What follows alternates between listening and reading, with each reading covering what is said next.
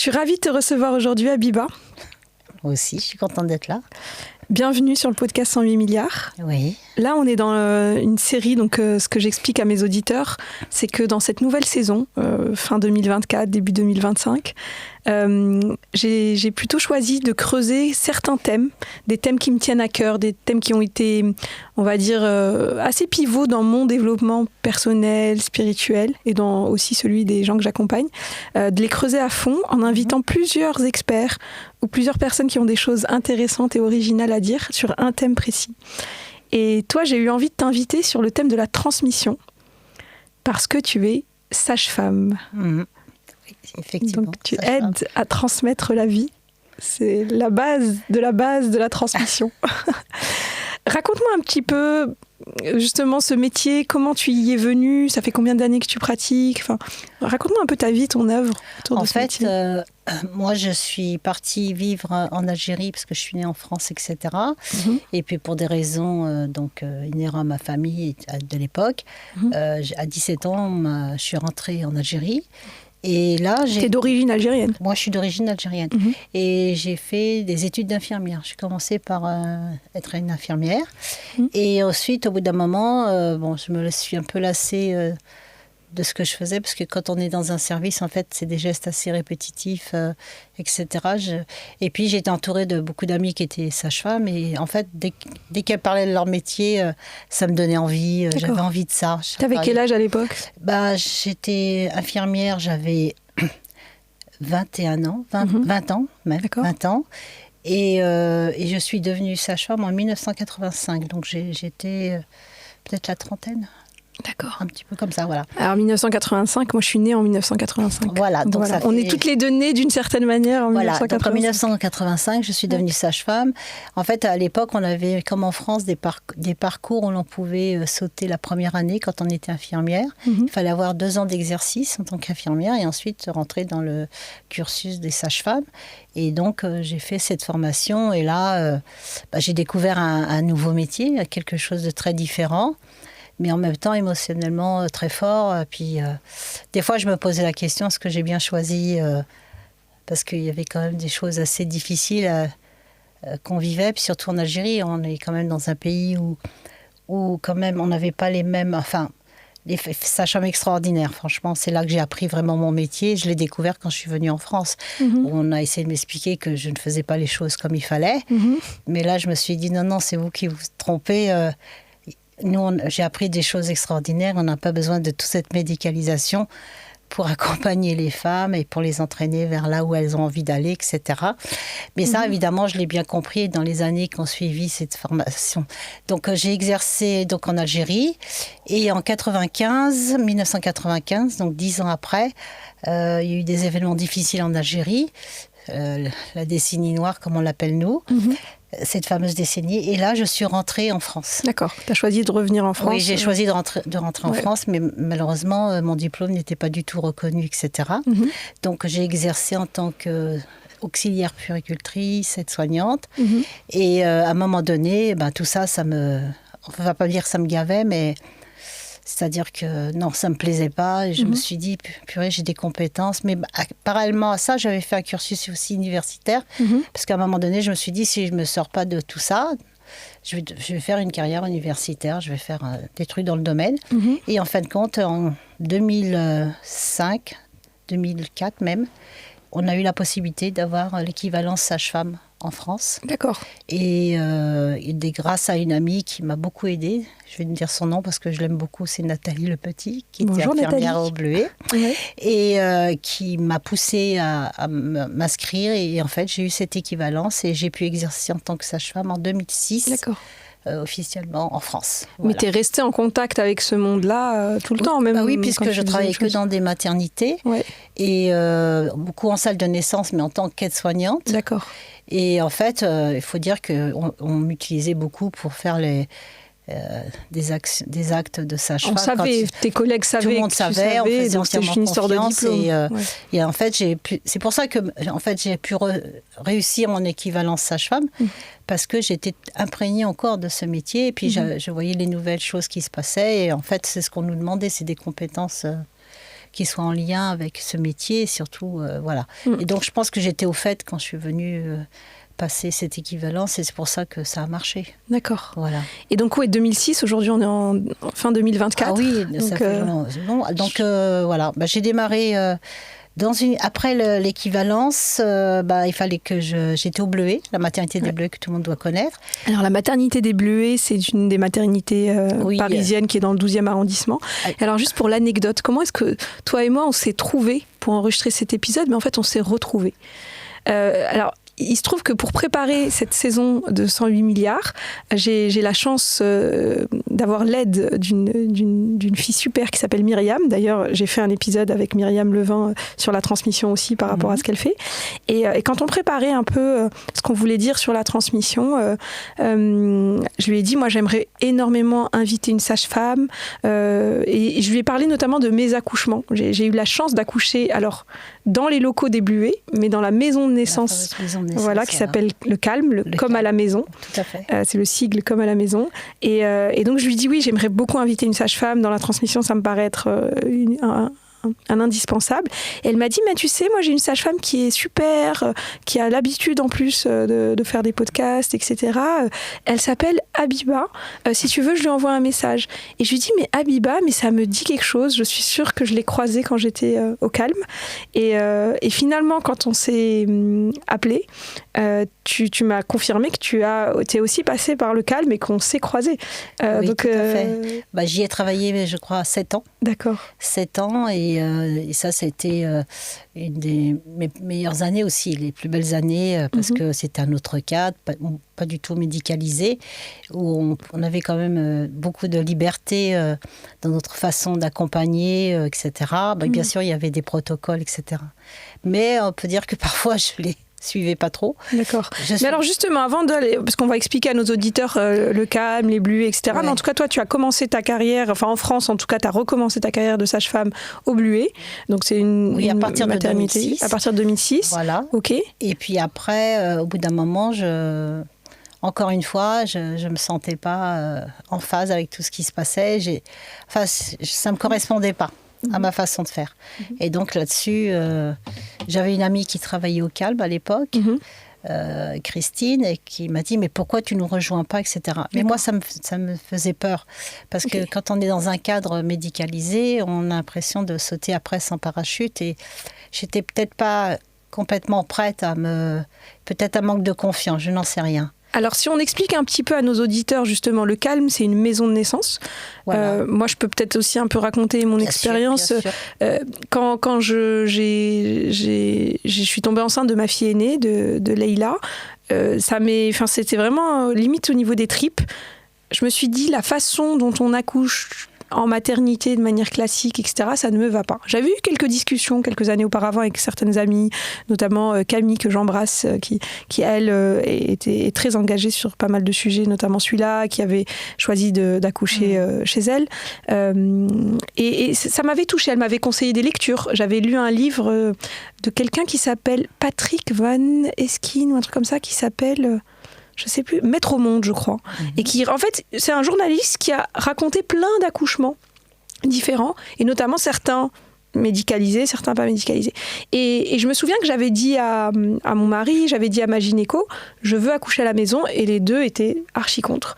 Ce que m'avait dit ma gynécologue, qui est une femme aussi formidable, elle m'avait dit, Mounia, le pays, la France, n'est pas organisée pour accoucher à la maison. Effectivement, quand les grossesses, parce que là on est en train de parler de grossesses qui se passent bien d'accouchements qui se passent bien, on n'est pas contre les accouchements médicalisés, mais quand c'est nécessaire. Et elle m'avait dit, voilà, des pays comme la Hollande, des pays comme l'Angleterre, les femmes ont l'habitude d'accoucher à la maison, mais le pays est organisé pour. C'est limite si les ambulances sont pas en bas des maisons. C'est comme ça que ça se passe. Voilà, s'il y a, parce qu'elle me disait même un petit truc bénin, genre le cordon ombilical autour du cou ou quelque chose comme ça peut partir en cacahuète. Et j'ai pas lâché mon idée de faire finalement comme à la maison. Et pourtant, voilà, c'est pas très connu. J'ai cherché, j'ai trouvé le calme. À l'époque, alors je sais pas comment la législation a évolué, etc. Mais à l'époque, ça faisait partie d'un programme pilote de 5 maisons de naissance en France. Oui, alors il faut savoir que dans certains pays, il y a beaucoup de maisons de naissance, d'autres pays d'Europe. Et que l'idée, voilà, une expérimentation, et que l'idée, c'était que si ça se passait bien, ça pouvait peut-être être développé. Et il y avait des contraintes qui étaient très claires et qui m'ont beaucoup rassurée, qui ont rassuré mon mari, ma gynéco. C'est que le calme, en l'occurrence, donc à Paris, c'est au sein de la maternité des Bluets. Il faut que ça soit accolé à une maternité. Voilà, c'est accolé à une maternité. Dans le parcours, j'avais rencontré, je me rappelle, l'anesthésiste des Bluets, etc. Et ce que m'avait expliqué donc Eva, ma sage-femme du calme, qu'on embrasse fort aujourd'hui, c'est que si jamais je change d'avis, parce que donc moi mon projet, mon envie, c'était d'accoucher naturellement, donc sans péridurale, laisser la nature faire son travail entre guillemets. Elle m'a dit, si tu changes d'avis ou que il y a une complication médicale, on aura juste qu'à monter d'un étage. 3 minutes. Voilà, c'est 3 minutes et tu te retrouves... Et puis en plus, il y a aussi l'hôpital Trousseau qui est juste à côté, si jamais vraiment il y avait des trucs. Et ça, c'est une chance inouïe. Enfin, je me dis...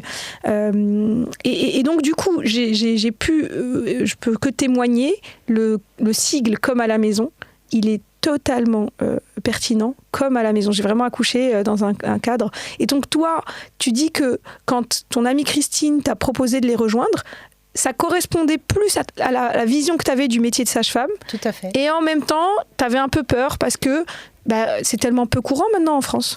C'est très peu courant, puis surtout, on est beaucoup imprégné des protocoles. C'est-à-dire qu'on a l'impression que si on sort des protocoles, peut-être qu'on ne saura pas faire. C'est-à-dire qu'il manquait, je sais pas, une espèce d'élan. Cet élan, je l'avais avant de venir en France, mais après, quand je suis venue ici, non, il fallait absolument qu'il y ait un cadre bien déterminé, suivre les protocoles, Et ça, au départ, ok, parce que je voulais apprendre, donc je suis entrée dedans, mais au fur et à mesure que les années passaient, je me rendais compte que c'était des fois un peu brutal, que ça me correspondait pas, et parfois j'avais de la peine, je ressentais de la peine pour les femmes.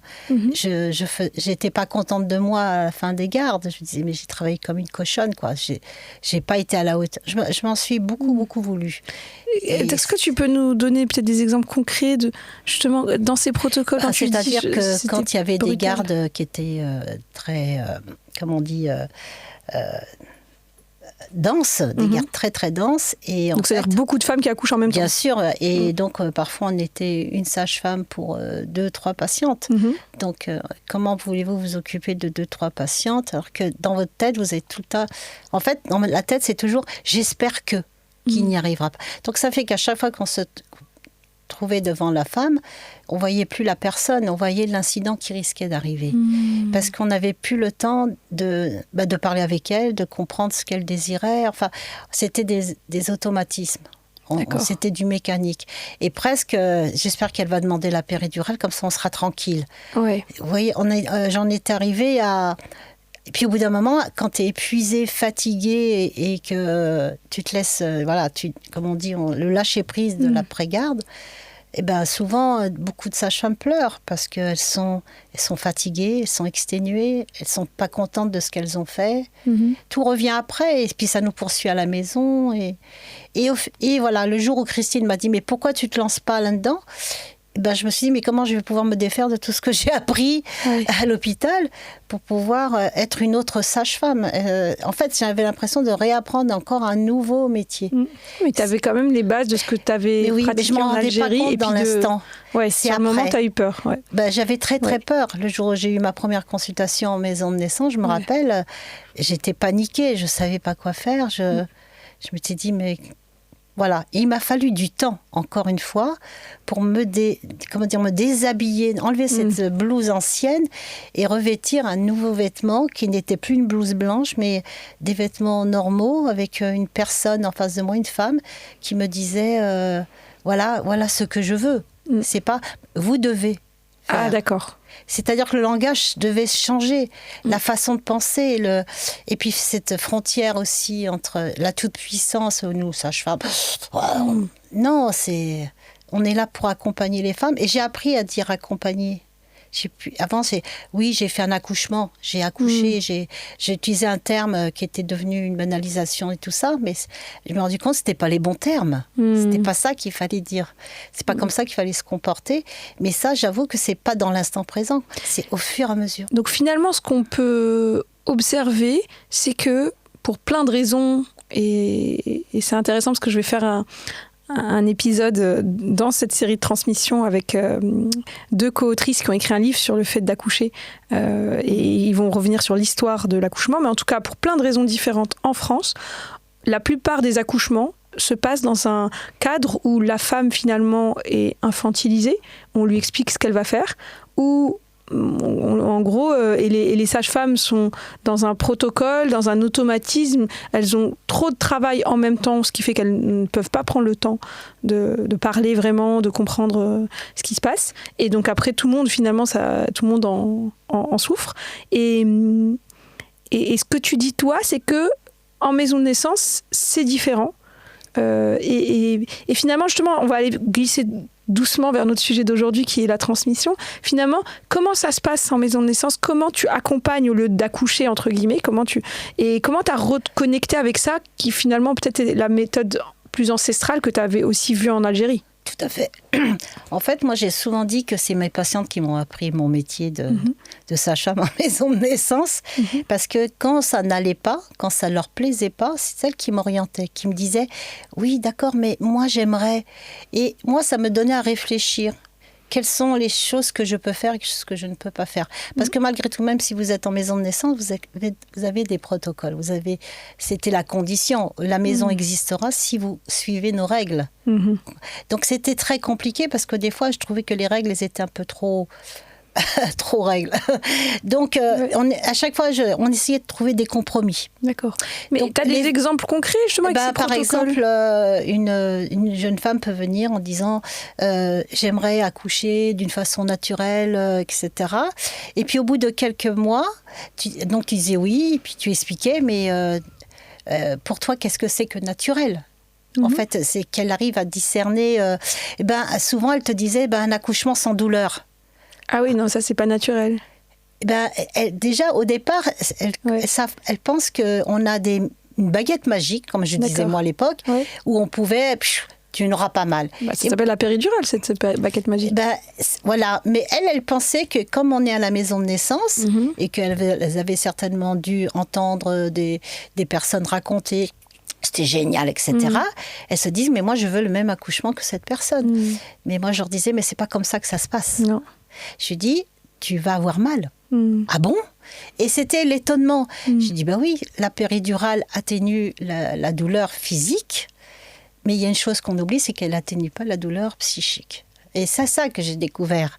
C'est que quand je préparais au départ, j'utilisais les mêmes choses que j'utilisais quand j'étais à la maternité des Bleuets. Et puis je me suis rendu compte que j'étais complètement dans l'erreur. Ah, alors du coup, si on se dit que préparer une femme à accoucher, ça se situe pas juste au niveau physique. Ah non. Mais que c'est aussi au niveau psychique. Ah, pour moi, c'est ça que ça a été ma grande découverte, c'est que c'était psychiquement où il y avait un très très gros travail à faire. Parce que si on arrive à minimiser les souffrances psychiques des femmes, la douleur, elle disparaît. Cette douleur, elle est remplacée par quelque chose qu'elles ont magnifié, qu'elles ont elles la créent elles-mêmes. Oui. Voilà. Et elles acceptent la souffrance, mais elles savent que c'est pour quelque chose de positif. Elles l'ont travaillé. Et moi, c'est ça que j'ai essayé de faire vers la fin et que j'ai plutôt finalisé quand j'ai fait les accouchements à domicile, l'accompagnement à domicile. Alors, tu sais que moi, depuis quelques années, c'est pour ça que je fais ce podcast aussi, ça rentre dans le cadre de tout ce que je fais au niveau professionnel. Je suis devenue coach et je fais beaucoup avec notamment mes clients, je fais beaucoup de préparation mentale. Et c'est marrant parce que hier on a fait une soirée avec une table ronde sur la préparation mentale et on avait quelqu'un de l'armée, une entrepreneur et une athlète de haut niveau. Et c'était pour voir justement comment chacun se prépare mentalement. Et en fait là, ce que j'entends, je me dis c'est que finalement accoucher pour une femme, ça demande de la préparation mentale et on voit ça nulle part. Et c'est ce que toi, tu as découvert sur le terrain, quand tu as commencé à vraiment parler aux femmes et à te demander ce dont elles ont besoin. Oui, tout à fait. Et en fait, à travers donc le premier entretien, pour moi, c'est déjà le plus important. Comment elle rentre dans la pièce, comment elle s'assoit, comment elle me regarde ou elle ne me regarde pas, ou elle le regarde le fuyant, etc. Et j'essaye de trouver le bon moment pour poser des questions qui peuvent parfois interpeller. Genre, souvent j'aime bien quand les femmes sont seules la première fois, puisque la parole se libère mieux quand le compagnon ou la compagne n'est pas là. Et leur demander, est-ce que tu veux qu'on parle de toi ? Un peu plus de toi, est-ce que tu veux me parler de toi, d'où tu viens, comment ta maman t'a mis au monde, comment, etc. Et j'essaye à travers ces paroles, d'essayer de discerner les faiblesses, les failles, où je pourrais m'engouffrer par la suite, pour essayer de les... C'est pas de régler, parce que je suis pas psy, mais surtout de dire, voilà, il y a ça. Il y a ça qui va venir nous jouer des tours le jour de l'accouchement. Voilà. Donc préparons-nous à ça. Oui, voilà. D'accord. Et à partir de là, après les séances de préparation un peu classiques, etc., viendront par la fin. Moi, je dis, c'est dans le dernier trimestre, c'est plus intéressant. Oui. Mais avant, on va plutôt parler de toi. D'accord. D'où tu viens, de quelle manière, est-ce que tu sais comment tu es arrivé au monde, est-ce que... Oui. Et là, j'apporte aussi des questions du genre, est-ce que tu penses, est-ce que tu étais une enfant désirée, est-ce que tu l'étais pas? Est-ce que ta maman, à un moment donné, il y a eu des difficultés, il y a eu des décès, des deuils, plein de choses. Et on essaye de... Et en fait, au départ, elles n'ont pas souvent les réponses, elles ne savent pas. Elles disent, ah non, je ne sais pas, il faudrait que je... Je dis, évidemment, si elle a encore sa maman, etc. Et que s'il y a encore du dialogue, parce que parfois les personnes n'ont pas de dialogue avec leur mère, c'est compliqué. Essaye de savoir. Et déjà, rien que le fait que tu aies posé la question, qu'elle n'ait pas de réponse, c'est déjà énorme en fait. Oui, c'est pas le jour de ton accouchement, alors que tu as des contractions et que machin, que tu vas te prendre ça en pleine face. Tout à fait. Et pas te rendre compte que en fait, c'est ça qui est en train de... Mais ça me touche énormément tout ce que tu dis, parce que du coup, petit à petit, moi, les souvenirs des séances de préparation avec Eva reviennent. Oui. Et c'est vrai qu'à chaque fois, on prenait beaucoup de temps. Tout à fait. Elle me disait, parce que moi j'étais en plus à l'époque, je travaillais encore dans la finance, j'étais en mode sur mon agenda je mets 1 heure parce qu'après je dois retourner au bureau. Elle me disait non, tu prends ton après-midi là, tranquille. C'est ça. Et des fois ça prenait 2 heures, des fois 2h30, des fois ça dépendait. Enfin vraiment il y avait ce truc là et parfois ça prenait pas beaucoup de temps parce qu'il y avait pas grand chose de spécial. Et c'est vrai que la préparation un peu plus technique, elle est venue sur la fin et en limite, il n'y avait même plus besoin. Moi, la préparation technique, elle s'est limitée à un truc qui a changé ma vie et que même maintenant, j'utilise pour d'autres choses. Elle m'avait dit, Mounia, tu es une mammifère, ton corps sait accoucher à partir du moment où tu n'es pas en train de bloquer avec le mental. Tout à fait. Elle avait raison. Mais voilà. Et donc, c'est vrai que finalement, les séances d'avant, c'était beaucoup de discussions. Je sais qu'elle m'a fait dessiner, qu'elle m'a fait parler de ma famille, de plein de choses. Et là, du coup, on arrive vraiment sur le sujet aujourd'hui que je voulais qu'on aborde. C'était quand on accouche, quand on croit qu'on est juste en train d'expulser un corps de notre corps, un être de notre corps. Mais en fait, on est en train de transmettre tellement de choses. Enfin, j'ai l'impression que c'est un condensé. Alors bien sûr, il y a 9 mois de grossesse où déjà on a transmis beaucoup de choses à notre bébé, mais le moment de l'accouchement, pour moi, il y a vraiment... Je transmets tout ce que j'ai, et donc tout ce que j'ai de pas réglé, de machin. Comment toi, tu pourrais raisonner avec cette hypothèse ? Disons que moi, j'avoue que si on le voit pas extérieurement, mais mon cœur pleure. Bah si on le voit, et c'est ok. Est-ce qu'il y a des mouchoirs ? Non, je vais pas pleurer. Si, pourquoi ? C'est cool. Pas de mouchoirs. Ah si, t'en as un, ça va. Oui, j'en ai un. Prends le temps. C'est-à-dire que ce qui se passe pendant le travail, ça m'émeut, parce que on voit tout le travail qui a été fait pendant la grossesse qui est en train de sortir. Et ça se transmet par le cri, par les pleurs, parce qu'il y a des moments où il y a des pleurs, il y a des moments où il y a de la confusion, il y a du doute. Et en fait, souvent, j'essaye de ne pas du tout intervenir. Ce n'est pas mon rôle. C'est la seule chose que je dirais. Si tu as envie de dire, fais-le, dis-le. Si tu as besoin de ton intimité, on peut sortir, on peut te laisser toute seule. J'essaye de mettre un cadre où la femme aura la liberté de faire ce qu'elle veut. Et des fois, on a des choses incroyables où rien ne se passe, ça stagne, etc. Et toutes les sages-femmes du CAM le savent, dès qu'on laisse la personne seule, et tout d'un coup, tout se débloque. Parce qu'il y a aussi de la pudeur, il y a le côté de l'intime. Avec le compagnon, la compagne, on n'a peut-être pas envie qu'il soit présent ou qu'il voit des choses qu'elles n'ont pas envie de faire voir. Et ça, c'est ça, le respect de la femme et de tout ce qu'elle peut dégager. Enfin, des fois, c'est très difficile d'expliquer parce que ça se vit, ça se ressent. Et il y a des femmes qui crient, mais qui crient pas la souffrance de la douleur physique, mais cette douleur psychique qui est très en elles quand il y a eu un deuil, quand il y a eu de la maltraitance, quand il y a eu ça. Et ça, c'est le moment où elles dégagent tout. Et je peux dire qu'après, ça les apaise. Donc il y a un effet limite cathartique au fait d'accoucher. Oui. Ouais. Donc, quand une femme accouche, au-delà de donner la vie et d'avoir un enfant, quelque part dans son process à elle, ça lui permet de tout dégager, de tout. Parce qu'il y a des femmes qui ne savent pas crier. On nous a appris à surtout pas crier. On a beaucoup appris, puis dans les maternités, on dit aux femmes, surtout, vous n'allez pas vous y mettre.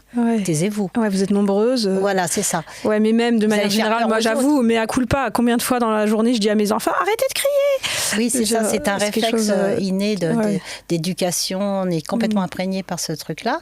Alors que là, les femmes, souvent je leur dis, crie, si ça peut te faire du bien. Je dis, c'est comme dans un tunnel. Des fois, quand on est à bout, on a envie d'hurler. Justement qu'on est à bout.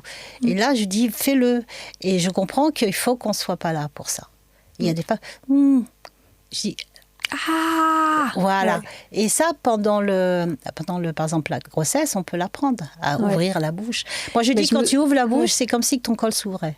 Mais alors, tu sais que j'avais fait un cours de yoga pour femmes enceintes au sein du Calme, donc avec votre prof, Isabelle. Je pense, Isabelle peut-être, qui connaissait très bien tout ça et qui m'avait fait prendre conscience d'un truc qui peut peut-être paraître simple pour plein de gens, mais du lien entre ma langue et mon périnée. Oui, c'est ça. Et en gros, elle m'a dit, elle nous avait fait faire ces exercices de faire ouais, c'est ça. Elle m'a dit, regardez, votre col s'ouvre. Effectivement, c'est ça. Oui, c'est ça. Et elle avait même fait une blague. Elle avait dit, à votre avis, pourquoi est-ce qu'on ressent le besoin de s'embrasser quand on fait l'amour ? En fait, c'est totalement lié. Tout à fait. Il y a une ouverture du corps qui s'opère, etc. Et ça, effectivement, pendant la préparation, en prendre conscience et pas attendre la dernière minute pour voir tout ce qui se passe. Non, c'est ça. Okay. C'est préparer ce corps qui sait faire, comme elle disait Eva, c'est tout à fait ça. On est fait pour ça, on est conçu pour ça. Mais il faut avoir confiance en ce corps. Si tu n'as pas confiance à ce corps, les choses, ça sera plus difficile. C'est pour ça que certaines femmes ont besoin d'avoir recours à la péridurale, justement pour éliminer toutes ces sensations compliquées, difficiles. Elles ne veulent pas ressentir. Mais alors ça, c'est intéressant. Voilà, c'est ça que je veux dire. Donc finalement, et puis alors pour la péridurale, ce que j'ai constaté moi à l'époque quand j'avais fait mon choix, parce que j'ai eu un moment de doute juste avant, en me disant mais est-ce que je fais pas ? Et pourquoi j'ai eu ce moment de doute ?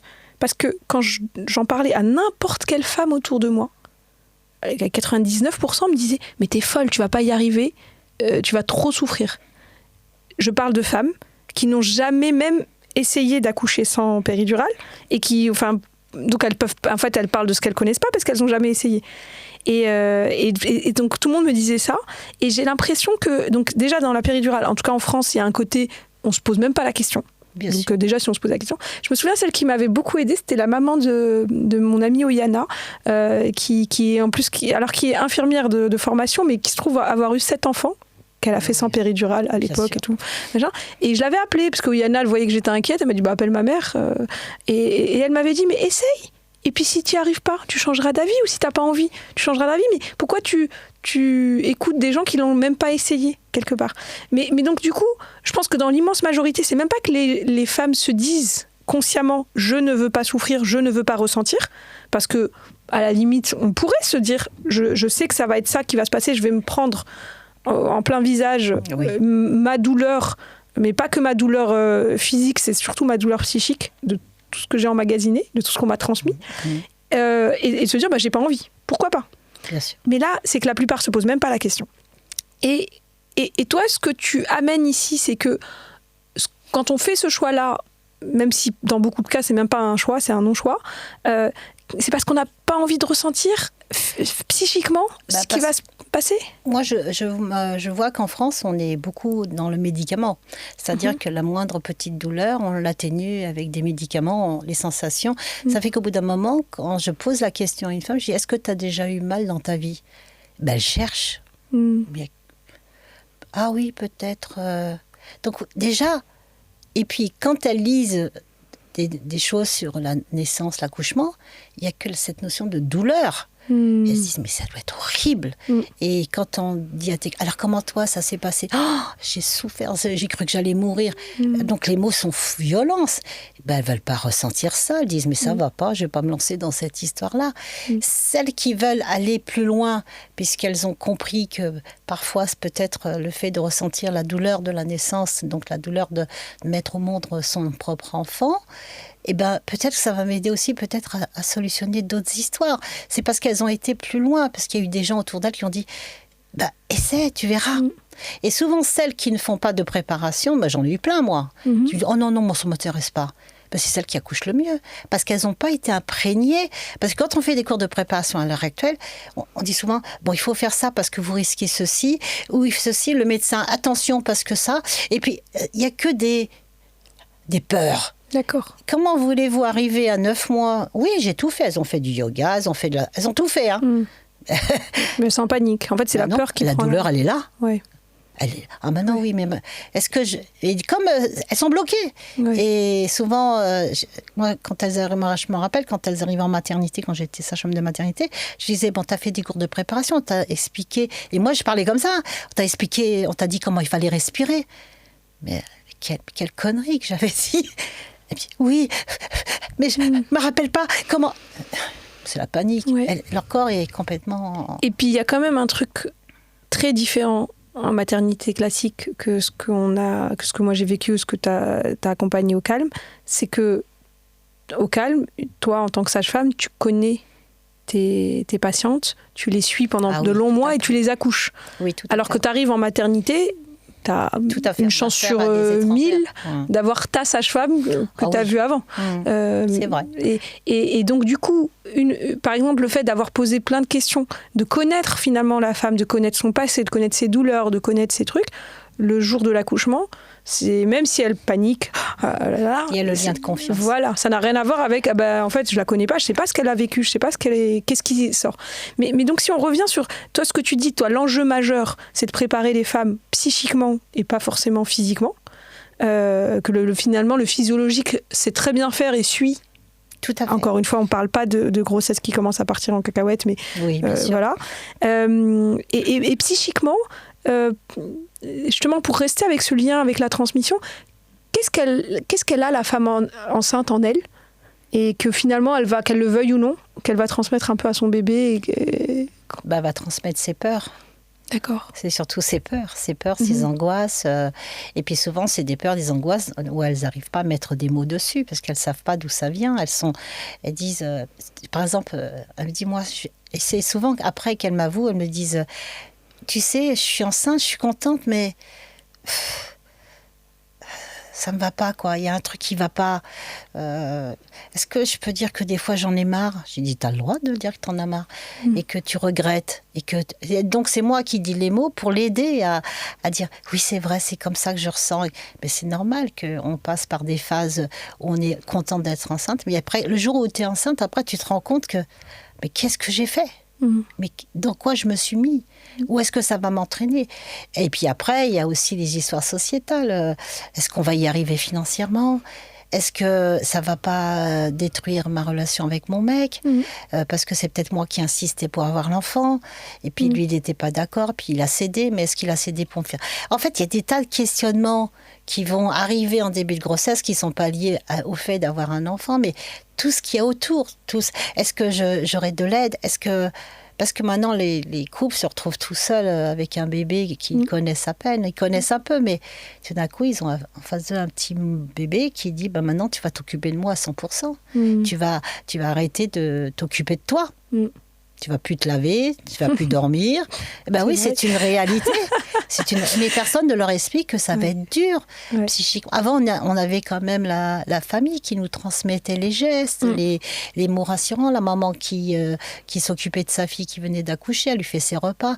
Ça, c'était un bien-être. Les fameux 40 jours de l'époque, les femmes, elles aimeraient bien les avoir, ces 40 parce que c'est jours. physiquement, en fait, il y a même dans pas mal de cultures, la cérémonie des relevailles tout à au fait, bout de 40 jours. il y a plein de mythes, de coutumes qui se font, etc. Et puis, quand on dit 9 mois de grossesse, 9 mois pour récupérer, c'est vraiment vrai.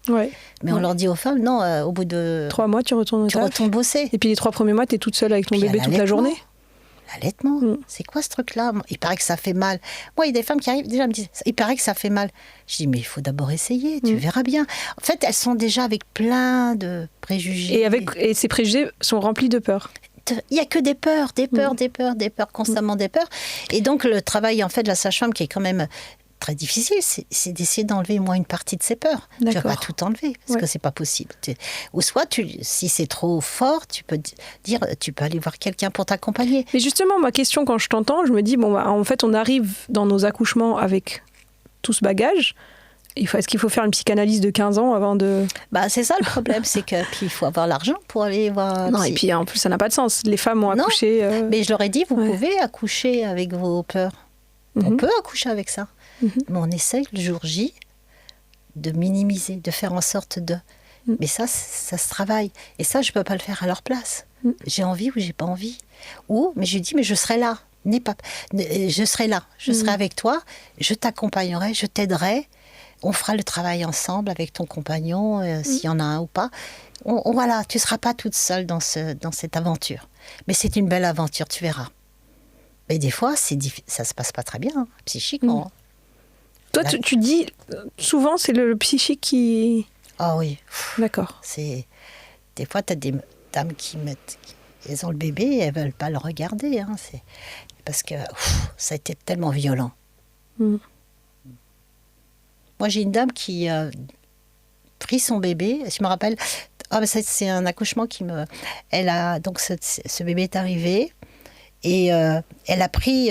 et donc, elle n'a pas voulu le toucher. C'est son compagnon qui a été l'accueillir dans l'eau parce qu'elle a fait un accouchement dans l'eau. Tout s'est bien passé physiquement. Tout, vraiment. Et ça a été d'une violence pour elle, etc. Elle était dans le lit, on les a ramenés, etc. La délivrance s'est faite. Elle avait ça, le bébé était à côté. Et j'ai laissé le cordon relié au placenta. J'ai trouvé que c'était bien de faire ça. Donc le placenta est sorti, toujours relié à ce bébé. Et au bout d'1 heure, 1h30, elle a dit, maintenant je voudrais la voir. Il lui a fallu 1h30 pour atterrir, se calmer, se raisonner. Je ne sais pas ce qui s'est passé dans son... Et on a respecté ce moment-là. Et son compagnon lui a donné son bébé. Elle l'a pris. C'était émouvant. Ouais, j'imagine. Ce que j'entends là, c'est que en fait, ce que vivent les femmes, ou les familles même, le compagnon, le bébé, au moment d'un accouchement, est tellement révolutionnaire, c'est tellement une révolution. C'est un cataclysme émotionnel. C'est un cataclysme émotionnel que si on le prend comme ça, entre guillemets, par-dessus la jambe, en fait, on n'est pas du tout à la hauteur de... Donc c'est là où tu dis, 9 mois, c'est pas un hasard si les grossesses durent 9 mois, c'est pour se préparer, et après il y a 9 mois pour s'en remettre. Bien sûr. Et tu parles beaucoup de la partie psychique de la chose. En fait, tu vas vivre, le fait de devenir mère va être un cataclysme, et du coup, prépare-toi à ça et prépare-toi psychiquement, c'est un peu ça le... Oui, c'est un peu ça, ça va être... Est-ce que c'est le cas, par exemple, des femmes qui viennent pour un 2e bébé, un 3e bébé? Est-ce que... Non, parce qu'elles savent ce que c'est qu'un accouchement. Elles savent ce que c'est que mettre au monde un bébé.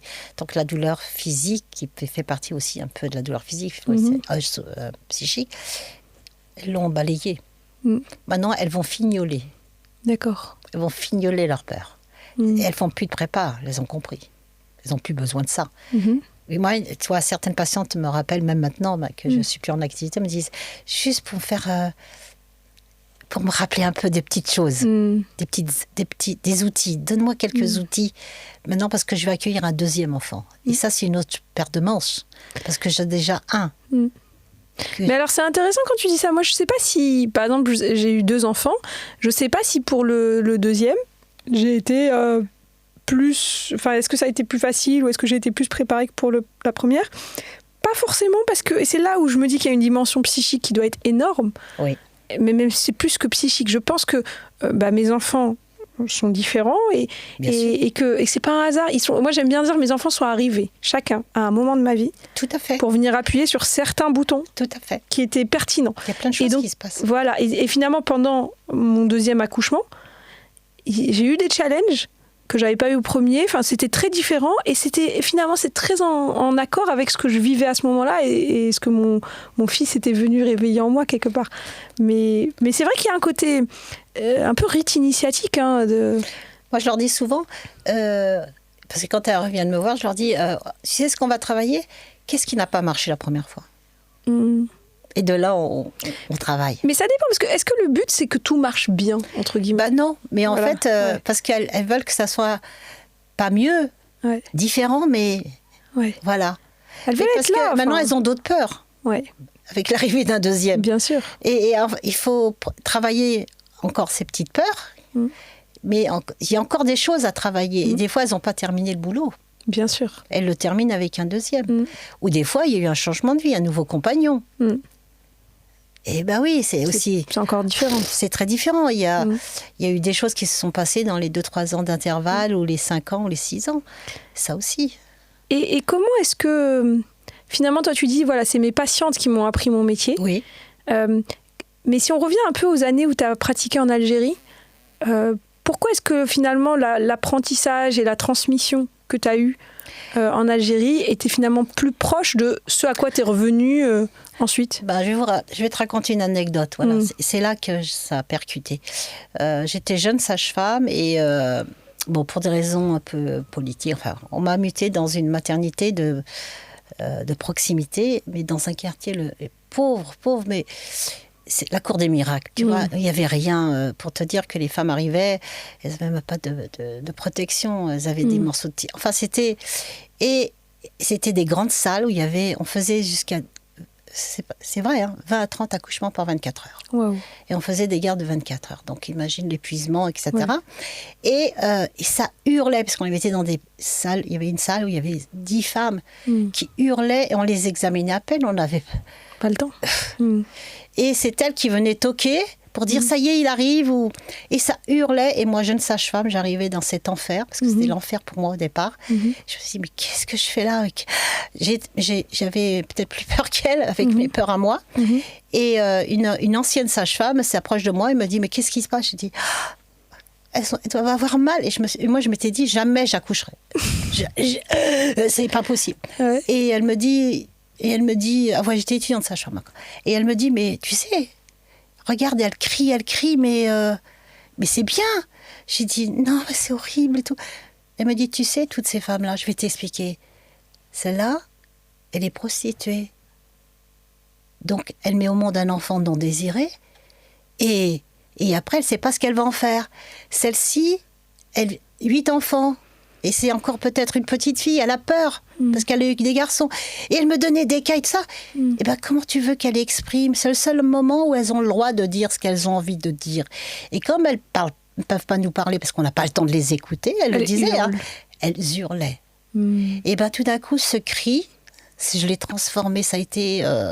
Et en fait, une femme qui ne criait pas, ça m'inquiétait. D'accord. En fait, c'est libérateur, ce cri. Complètement libérateur. D'accord. Et c'est des petites choses comme ça qu'elles m'ont appris.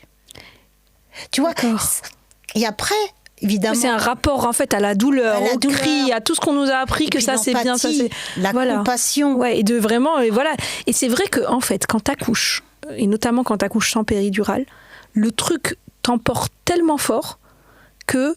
Tu peux plus tous les masques que tu mets en permanence dans ta vie parce que voilà, on nous a appris à se comporter comme ça et à pas ressentir ci et à pas dire ça. En fait, t'es à poil, tu peux plus et du coup ça sort. Mais oui, tu te dénudes.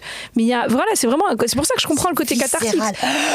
Voilà. Et donc finalement en voyant ça dans la cour des miracles comme tu dis, t'as changé complètement de vision sur que signifie un cri, que signifie une douleur, que signifie... Voilà, c'est une façon de s'exprimer. Tout à fait, ça m'a entraîné à faire même des actions pour les femmes après, qui étaient... c'était spontané, j'ai jamais pensé est-ce que c'était dangereux, est-ce que ça pouvait entraîner ma vie, etc. Non, j'ai jamais... J'y allais, on m'a dit, j'ai besoin de toi, je suis là. Je suis là. Il n'y a pas de souci, je le fais. Et franchement, pourtant, c'était une période très difficile pour les femmes. Il ne fallait pas leur donner de la contraception, les filles mères, on les cachait, on les accouchait clandestinement et on s'occupait des bébés. Non, mais avec les personnes là-bas, on a fait des trucs incroyables. Et comme par hasard, cette maternité se trouvait juste à côté de la prison des femmes. Ah ouais. Tu vois ? Oh là là. Et on recevait aussi des détenus. Des détenus on s'occupait d'elles. C'est-à-dire que les préjugés, tout ça, j'en avais plus. Ah ouais. Ah oui, ça t'a fait un espèce de bain. Les dames qui se prostituaient, elles travaillaient la nuit comme femmes de ménage dans la maternité et la journée, elles allaient bosser, certaines pour ramasser de l'argent pour payer l'éducation de leurs enfants, parce que c'était des mères hyper strictes. Elles les mettaient en nourrice et l'enfant, il avait intérêt à aller à l'école. C'est des femmes qui étaient répudiées par leur mari avec leurs enfants. Et comment elles peuvent se débrouiller ? Elles n'avaient pas le choix. Et tu vois, et c'est là que j'ai appris. Ça a été une vraie leçon de vie. Et justement, en apprenant comme ça, avec cette sage-femme un peu plus âgée qui vient te voir en disant quel est le rôle ? Alors, parce qu'aujourd'hui, voilà, c'est les sages-femmes, mais ça a toujours existé. Mais finalement, on peut dire des femmes entre elles, dans un moment comme l'accouchement, qu'est-ce que une jeune femme qui accouche, on va dire, quel est le rôle des femmes autour d'elle ? Qu'est-ce qu'elles doivent justement, comment elles doivent l'accompagner ? Qu'est-ce qu'elles doivent lui transmettre ? Qu'est-ce qui se passe à ce moment-là qui est un peu magique ? Les anciennes encouragent les jeunes. Elle dit, tu verras, ça fait mal, mais comme par hasard, comme une baguette magique, la douleur va disparaître. Et elle se dit, c'est vrai ? Oui, c'est pas grave, accepte ce qui se passe là. Mais tu vas voir, après, tu n'auras plus mal. Moi, c'est comme ça que j'ai accouché aussi en Algérie. Et je savais que ça faisait mal, mais on m'a dit qu'après, c'était vrai. J'ai dit, ouais, elles ont raison. Et la deuxième, j'ai pas eu mal, et pourtant j'ai eu la même douleur, le même accouchement. Ouais. Mais t'as pas résisté ? Mais c'est parce que psychiquement, j'étais prête. Ça y est, je savais. Je savais que il faut, voilà. Mais si tu vas accoucher, il faut des douleurs. Il faut que tu sentes. Pourquoi ? Vas-y. Tu sentes que le bébé, il arrive, que c'est la vie qui est en toi, que ça veut dire que tu es vivante. Alors, quelle est la fonction, une fois que tu dis ça, si on essaie un peu de creuser, quelle est la fonction de la douleur, selon toi ? Pour moi, ça veut dire qu'il y a quelque chose en moi qui est vivant. Pour moi, la douleur, mais bien sûr, c'est facile de dire ça comme ça, mais pour moi, quand j'ai mal, ça veut dire que mon corps souffre, il y a quelque chose, il souffre ou il souffre pas. Je ne sais pas comment te dire les choses, mais moi, je leur dis souvent, tu as mal, mais c'est une douleur sympa. Grâce à ça, ton bébé va arriver. Ah oui. Il y a des femmes qui me disaient, quand il n'y avait plus de contraction, on me dit, ah il n'y a plus de douleur, c'est normal. Tu vois, j'en étais arrivée là. Ouais. Parce que je leur avais dit, il en faut pour que ton bébé arrive. Et c'est comme ça que tu pourras le suivre dans ton corps. Tu pourras voir ce qui se passe dedans, etc. En te mettant en lien avec cette douleur que tu vas essayer d'en faire quelque chose de sympa. Et tu vas dire, ah oui, il est dans le dos. Ouais, il descend. Ouais, je le sens. C'est plus j'ai mal. Il y en a qui te décrivent exactement ce qui se passe dans leur corps. T'as pas besoin de parler. Ça y est, il appuie. Et là, il appuie. Oh là, ah ouais, il appuie fort. Donc la douleur comme information. Elles l'ont transcendé. Ouais. Pour moi, c'est inexplicable. Et si elles sont arrivées à ça, c'est qu'elles ont fait un super boulot. Et qu'est-ce que tu réponds aux gens qui diraient mais attends, on n'est pas obligé d'être masochiste. C'est leur choix, oui. Non mais ce que je veux dire par là, c'est que même si on reste sur cette réflexion un peu de quelle est la fonction de la douleur dans notre vie, des gens qui aimeraient ne jamais avoir de douleur. Bien sûr. Et en fait, on n'est pas non plus en train de dire il faut aller vers la douleur n'importe comment. C'est juste la douleur, en fait, si tu enlèves la partie psychique, elle devient une information. Bien sûr. C'est ça Oui, c'est ça, une transmission. Ok. Une transmission, alors vas-y, puisque c'est le sujet d'aujourd'hui. Qu'est-ce qu'elle vient transmettre, la douleur ? Qu'il se passe quelque chose. Ok. C'est de l'ordre de... C'est très spirituel, c'est très... J'ai mal, c'est quoi ? En fait, ça t'interroge sur ton corps, sur toi, ton rapport au lien, ton rapport au corps, ton rapport à ce viscère. C'est pour ça qu'au départ, il faut savoir, dire, par exemple, dire à une femme, tu sais où il est ton utérus? Elles savent pas. Ben non, elles ne savent pas, parce qu'on n'a jamais parlé d'utérus. On leur parle de vagin, on leur parle de... Mais l'utérus... Et quand moi je leur dis, voilà, là il y a l'utérus, devant il y a la vessie, donc à chaque fois que tu as envie de faire pipi, c'est que le bébé... Ça veut dire que toutes les sensations qu'elles vont recevoir, elles disent, ah c'est le bébé qui appuie. Elles disent plus, j'ai mal. Et c'est comme ça qu'elles... Donc c'est l'interprétation du signal qui change. C'est des signaux que le corps t'envoie pour te dire, voilà ce qu'il faut faire, ce qu'il ne faut pas faire. Et parfois, c'est des signaux qui sont très difficiles à ressentir parce que tu surajoutes la souffrance psychique. Et tu n'as pas l'habitude, surtout. Tu t'es tellement dit, il faut éviter de cette sensation dans ma vie. Parce qu'on te dit que si vous avez la moindre douleur, il faut vite faire quelque chose. Oui, c'est ça. Donc du coup, dès que je la ressens, au lieu d'essayer de la lire, je suis tout de suite à essayer de mettre un anesthésiant. Ou un médicament, ou j'appelle le médecin. Oui. C'est complètement ça. C'est-à-dire que pour ça, ça surprend quand quelqu'un te dit « Ah ben non, maintenant, il va falloir que tu arrives à te débrouiller toute seule avec tes sensations et tes émotions. Ah mais je ne sais pas faire, moi. Comment on fait ?» Mais c'est pour ça que finalement, alors évidemment, pour celles qui le veulent, moi j'avais eu un épisode de ce podcast avec mon associé au moment où sa femme allait accoucher, où je lui ai raconté mon accouchement, tout ça, et surtout je l'ai fait switcher entre, au début il était en mode, ah mais moi j'aurais aimé être un homme des années 40, genre j'arrive à la fin et on me dit voilà votre bébé, et au final ils ont fait plein de choses ensemble, ils ont fait de l'autonomie et tout, mais ce que je lui ai beaucoup dit, je lui ai dit pourquoi est-ce que c'est pertinent, même qu'on en fasse un épisode dans 108 milliards qui est un podcast qui parle beaucoup de santé mentale. Je dis mais parce que en termes de stage de développement personnel, de gestion des émotions, de gestion du corps, de rapport au corps, c'est un truc de dingue, accoucher. Et c'est un peu ce que tu dis. Finalement, revenir, réinterpréter les choses, les signaux que ton corps t'envoie, ton corps est très très intelligent en fait si tu l'écoutes. Moi je sais que par exemple pendant que j'accouchais, il y a eu quelques fois où c'est moi qui ai dit à la sage-femme ah mais là alors que je savais pas en fait que ça se faisait parce que justement du coup j'avais moins geeké les trucs classiques, ah là il faut absolument que je me mette à quatre pattes. Et en fait ce que m'avait expliqué après la sage-femme, c'est que c'était un moment où le bébé était coincé dans le bassin, et que le fait que je me mette à quatre pattes, ça a bougé et elle a pu descendre. Et finalement, c'est juste mon corps qui me disait très très bien dans quelle position être, est-ce qu'il fallait que je me lève, est-ce qu'il fallait que je... Oui, parce que tu as fait le lien avec tes sensations. Et c'est ça qui est hyper important. Les postures, c'est des choses qu'on n'apprend pas. Moi, je sais que je fais des fois des séances, je dis bon, on va faire les postures, mais à la fin, je leur dis, vous savez, tout ce que je vous raconte, c'est peut-être des bêtises, hein. Tu verras sur le moment. Elle dit, ah oui, je dis, eh bien en fait, le jour J, quand on est ensemble, elles disent, ouais, mais j'ai pas besoin de parler, elles le font toutes seules. Et c'est leur corps en fait qui le fait. Mais bien sûr, c'est ce lien avec ce corps qu'on a complètement... Et on en parle 2 minutes juste pour rigoler. La position allongée avec les jambes sur les étriers qu'on voit dans beaucoup de maternités. C'est compliqué. Surtout quand on a... Cette position, c'est quoi ça? Ça, c'est aussi les médecins qui ont mis ça en place pour pouvoir mettre leurs instrumentations. Et ils ont c'est pour eux le pouvoir de pouvoir faire de la femme ce qu'ils veulent. Mais on est d'accord que physiologiquement, c'est la pire position pour accoucher. C'est la pire position qu'il faut. C'est le truc où le bassin est resserré. Ouais, sauf si tu leur fais une posture, tu mets un gros coussin sous les fesses pour faire cette espèce de le toboggan, pour que l'enfant puisse sortir de cette façon. La virgule, moi je leur dis la femme, fais la virgule. Oui, mais c'est différent de ce qui se passe quand on est sur une table d'accouchement. Il y avait un gynéco qui était très bien, Claude Aiguillon, je me rappelle, à la maternité des Bleus, qui avait très bien compris. Donc si elle devait faire une instrumentation, ou même les femmes devaient accoucher dans cette position, elle faisait toujours la virgule. D'accord. Elle se prenait 2 poches, elle les foutait sous les fesses des femmes. Et là, sans déchirure, rien, te faisait un truc incroyable. Et alors qu'aujourd'hui, est-ce que c'est encore la majorité des accouchements qui se passent sur les étriers? Dans pas mal de maternités d'ordre privé, c'est un peu comme ça. Oui.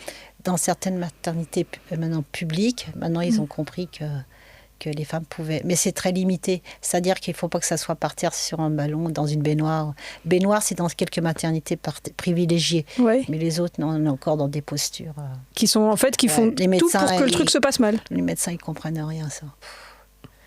Moi, il y en a un, des fois, ils ont même... il m'a dit, arrête de faire des choses vulgaires. Voilà ce qu'on m'avait sorti. Non. que j'avais mis une dame qui demandait à 4 pattes. Ouais. Et quand il est rentré, il était à 4 pattes. Ouais. Il dit, qu'est-ce que c'est que cette vulgarité? Enfin, il m'a sorti un truc, j'étais... Et est-ce que c'est une histoire d'homme ou de femme? Est-ce que les femmes médecins réagissent différemment? Oh non, elles sont pareilles. D'accord, donc c'est vraiment la société moi, patriarcale. Voilà, c'est les médecins. Ok. C'est ça. Il faut les...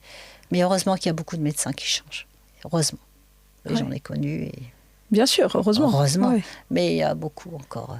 Et au niveau des sages-femmes, elles sont moins touchées par peut-être certaines approches un peu dogmatiques à ce niveau-là? Les nouvelles, elles veulent la physio. D'accord. Oui, ouais.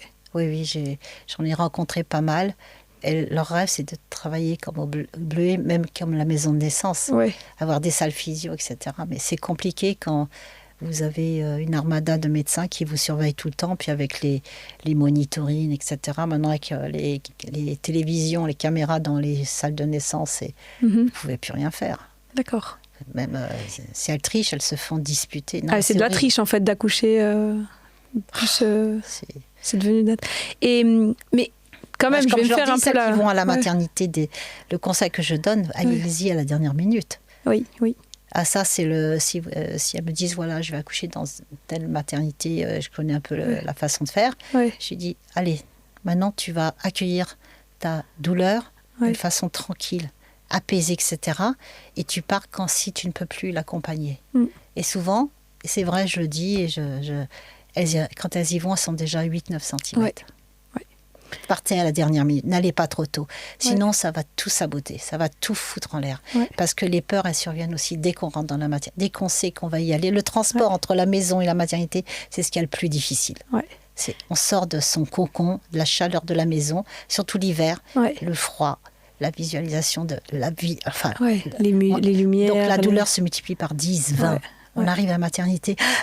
Comment on est accueilli, comment les lumières, l'odeur, tout ça va jouer aussi, va avoir un impact énorme sur la douleur.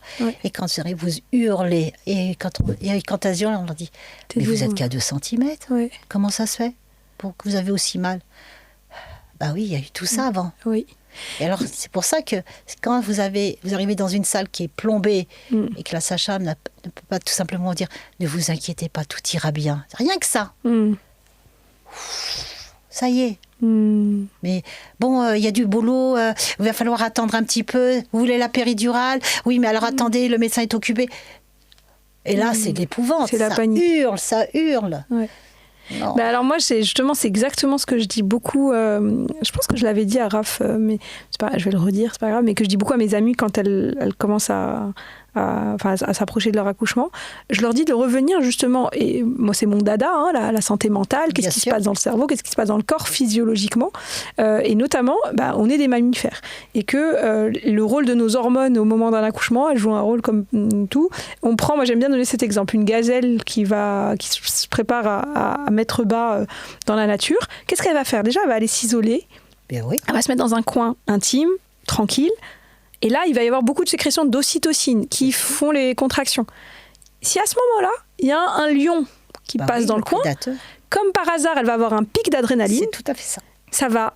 L'adrénaline va bloquer l'accouchement. Donc, par exemple, effectivement, le col était en train de s'ouvrir, il était à 5-6 cm. Ça va se refermer à 2. Pourquoi? Parce que dans la nature, c'est logique. Ce pic d'adrénaline qui va arrêter l'accouchement va lui permettre de s'enfuir et d'aller plus loin et peut-être de reprendre son accouchement 2 heures plus tard, tranquillement. Mais maintenant, on prend ce mécanisme qui est dans notre corps, dans notre vie de femme urbaine, etc. On est chez nous, on a les premières contractions, on est au chaud, on est avec notre compagnon, ça se passe bien, etc. Et là, c'est le moment d'aller à la maternité. Donc, on prend un taxi, on prend la voiture, on est dehors, il y a les klaxons, il y a la lumière, machin. On arrive à la maternité, et là, il a la lumière blafarde, le monde, des gens que je connais pas. Donc on revient c'est pas du tout la sage-femme qui m'a suivie pendant 9 mois, mais des gens que je connais pas. Et l'espèce de lumière blafarde et quelqu'un que j'ai jamais vu qui se penche sur mon intimité alors que je suis dans une position pour le coup assez machin, et qui me dit alors madame machin, ça pousse. Bon. Voilà. Et ben, donc, bien sûr qu'on a des pics d'adrénaline qui font que, moi j'ai beaucoup d'amis qui m'ont dit, je comprends pas, à la maison, les contractions, c'était toutes les 5 minutes ou je sais pas quoi. J'arrive à la maternité, là, mon col est resté à 5 ou 6 cm pendant des heures, il se passait plus rien, du coup il a fallu déclencher. Justement, j'ai une patiente qui m'a donné cette idée, c'est pour te dire que c'est des patientes qui m'ont beaucoup. Elle m'a dit, tu sais, moi j'ai trouvé une astuce. Quand elle est sortie la nuit pour aller à la maternité, Elle s'est enveloppée dans un plaid pour retrouver la sensation de chaleur. Elle a mis un bandeau noir, comme on met dans les avions pour dormir. Et elle a mis des écouteurs avec la musique. Elle est rentrée, elle a fait tout le voyage dans ce truc-là. Ah, trop bonne idée. Je peux t'affirmer que ça a été super à l'arrivée. Elle n'a pas du tout ressenti ce qu'une femme peut ressentir quand le froid, la peur, les lumières blafardes, tout ça. Non, elle a fait tout ça. Elle s'est enfermée dans son cocon. Elle l'a continué. Elle était chez elle. Elle a fait un cocon, un pseudo-cocon, mais qui était bien. Elle s'est mise derrière. Elle s'est mis comme en position fœtale. Elle a vécu ses sensations comme à la maison, tranquille, apaisée, sereine. Elle est arrivée avec une dilatation bien avancée. Elle était contente. Mais parce que peut-être que si elle a fait ça, c'est que quelque part, elle avait, parce qu'on lui avait dit ou qu'elle avait lu des choses, elle avait anticipé tout ce que je viens d'expliquer sur l'adrénaline, le machin. Tout à fait. Voilà. Tout à fait. Et le problème, c'est que la plupart des femmes, on leur dit pas du tout ça. Oui. Et bien, si on leur disait ça, déjà, ça va résoudre. Et de dire qu'il ne faut pas avoir peur d'avoir des contractions à la maison. Et souvent les femmes disent mais à quel moment il faut partir? Tu le sentiras quand il faut partir. Même si tu arrives à dilatation complète, c'est génial, tu as bien bossé, bravo. Voilà, c'est ça qu'il faut leur dire, faut pas avoir peur. Et même ça arrive à la maison, tu te mets à quatre pattes, il va sortir, ton mec il appelle les pompiers et c'est bon. Voilà, c'est tout. Toi, tu as déjà opéré des accouchements à la maison? J'ai fait 7 ans. D'accord. Et... Ah, merveilleux. Raconte un peu. Ah, l'accouchement à domicile, mais souvent on arrive, il est déjà là le bébé. Parce qu'elle nous appelle toujours à la dernière minute. Je me suis toujours demandé pourquoi. Elle me dit non, parce que je supportais bien. D'accord. Mais donc c'est des personnes qui s'étaient déjà préparées, qui voulaient accoucher chez elles. Souvent beaucoup des deuxièmes parts, des deuxièmes fois. Il y en a, c'est une première fois, mais on les a tellement rassurées, puis elles sont tellement contentes d'être chez elles. Etc. Puis maintenant, c'est cadré, l'accouchement à domicile. C'est un mini-hôpital qu'on arrive, parce qu'avant, on ramène tout le matos pour la réanimation maman, la réanimation bébé, parce qu'on travaille avec un organisme qui ramène tout le matériel, donc vous avez tout. Franchement, vous avez de quoi perfuser. Vous avez tout. En fait, s'il y a un moins de problème, on appelle l'ambulance, puis on est en partenariat avec 2 maternités à Paris qui accueillent les femmes. Vous avez l'hôpital Bichat, pas Bichat, Salpêtrière, et vous avez la maternité, s'il n'y a pas d'hémorragie, c'est des lilas. D'accord. Mais donc, ce que tu es en train de me dire là, je le découvre, c'est que aujourd'hui, alors peut-être pas partout, mais en tout cas à Paris, Et en banlieue. Et en banlieue, c'est safe, d'accoucher à la maison. Complètement rassurée. Hein. Ce qui n'était pas le cas il y a quelques années.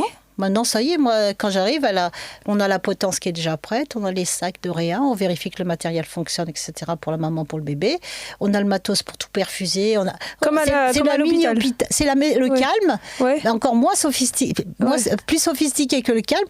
On a tout le matos. Il est complètement en sécurité, puisque maintenant on sait que s'il y a le moindre souci, on appelle le 15, il nous emmène directement à la maternité, parce que les femmes, avant, elles ont été voir le médecin de la maternité qui leur font une consultation pour dire si elles sont en capacité d'accoucher à domicile au niveau physique, et elles voient l'anesthésiste. D'accord. Elles sont préparées, le dossier est prêt. Elles ont déjà le dossier prêt. D'accord. Donc, si tout se passe bien à la maison, on reste à la maison. Et s'il y a le moindre souci, une demande de péridurale, on va au Lila, parce que c'est pas une hémorragie, c'est juste une demande de péridurale, parce que c'est un petit forceps. Mais si c'est une hémorragie, ça y est, l'hôpital nous attend. On appelle, ils nous attendent. D'accord. Donc, et ça, c'est depuis combien d'années? C'est très récent. 2-3 ans. Ah, mais c'est génial. Bah oui, ça pour celles-là, je vous le dis, celles qui veulent, n'ayez aucune crainte. Si c'est votre envie, vraiment, il y a c'est fini le temps où c'était dangereux d'accoucher à la maison en France. Non, c'est pas dangereux. Moi, je dis, ça y est, on a un mini-hôpital à la maison. Pourquoi c'est dangereux? Il y a des conditions. Il faut avoir un ascenseur. Il faut, voilà, quand vous allez voir la sage-femme qui fait de l'accouchement à domicile, elle a des critères. Elle vous dit, elle voit les critères. Elle voit si vous faites partie des critères. Et si tout va bien, ok, voilà. Et après, la préparation, enfin, l'accompagnement se fait. C'est génial, je savais pas. Bien sûr. Et ça, c'est donc on parlait de Paris et banlieue. Dans les autres endroits de France? Si, en France, partout. D'accord. Elles travaillent tous en lien avec une maternité qui les accueille. Et donc aujourd'hui, voilà, c'est depuis 2-3 ans, tout le monde ça me donne limite, non, je rigole, j'allais dire ça me donne limite envie de refaire un enfant. Bon, quand elles ont ça, elles ont dit, bah oui, maintenant que j'ai fait, par exemple, la maison de naissance, je peux accoucher chez moi, je sais ce que c'est. Et là, les 3 quarts, si ce n'est plus, elles sont toutes contentes. Hein.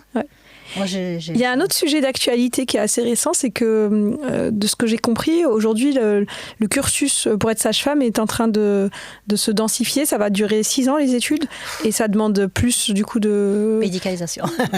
Pardon. Ok. Non, mais en fait, moi, ma question, c'est peut-être que c'est plus de médicalisation, mais c'est aussi, du coup, les sages-femmes vont pouvoir prescrire, et de se dire que finalement, on leur redonne un rôle un peu plus important dans la santé de la femme. Moi, je trouve que c'est plutôt une bonne nouvelle. Alors, peut-être c'est un peu chiant. Comment toi, tu vois ça ? Moi, je trouve pas. Ok, explique. Parce que dernièrement, moi, j'avais été invitée à justement une réunion comme ça. Mhm. En fait, comme il y a un manque de personnel de santé, on veut que la sage-femme puisse avoir plusieurs mains. Tu pourras accueillir n'importe quel patient, homme, femme, etc.